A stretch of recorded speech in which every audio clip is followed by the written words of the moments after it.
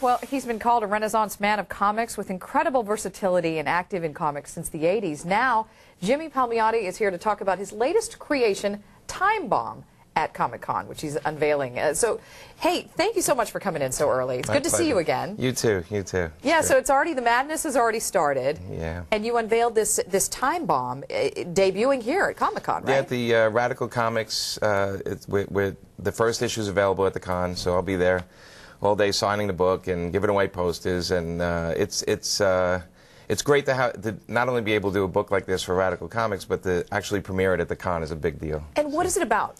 In a nutshell, it's a time travel story where a bunch of agents go back in time to the last days of World War II to try to stop an Omega missile from going off. It's a very complicated little time travel thing, but it's a real adventure type story, you know. Oh, that's incredible. Now, you co-founded Marvel Knights Comics line, and you had this Jonah Hex book, which generated into a movie, and so much of it is about these comic books turning into movies now.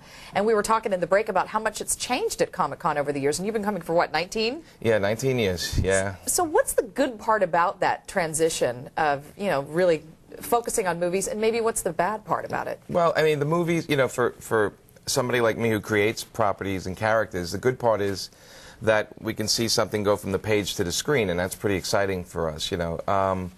That's the good part, and also because San Diego's grown so much, I think having the movie studios and the stars there is pretty exciting, gets people motivated. The bad part is, of course, it's called Comic-Con, and a lot of people come down, and I think they forget maybe that it's about the comic books. So we have a nice little friendly battle on the floor of the show where, you know, we keep reminding people that the comics are where these properties came from, and we want to keep people interested in it. But it's been actually a pretty good marriage of things, and we feel that if people come out to see the movies, they might have enough interest to look up where the material came from originally, and that's where we might get some more comic book readers.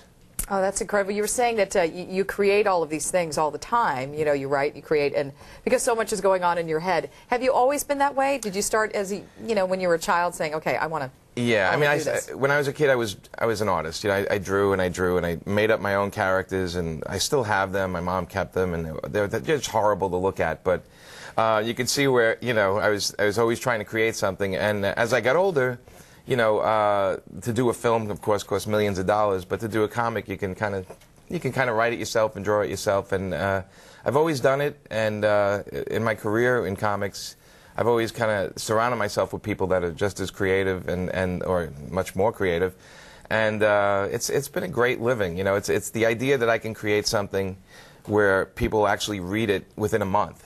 Like Time Bomb, a couple of months we've been working on it. Paul Galassi, the artist, just went in and started drawing it, and Justin Gray and I were like so excited. We get pages right away.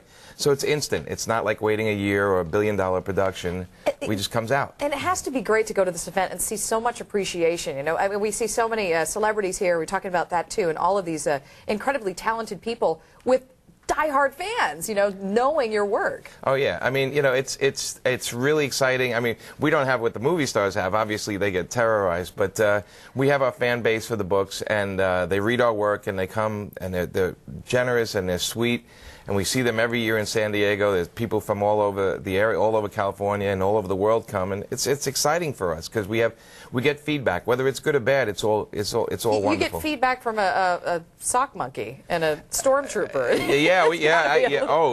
As long as it's not Darth Vader robbing a bank, I'm okay with it. You know, as long as it's not that guy. But no, we do get some crazy costumes, and again, it's exciting to create a character, and then you see somebody coming to fully dressed out. Yeah, I mean, that came out of here. Yeah, and it's pretty awesome. All right. Hey, great to see you. Thanks. Thank you. And I'm sure lots of folks will be out there looking for you. I hope so. Okay. You don't need sleep this weekend. No, right? no, that's later.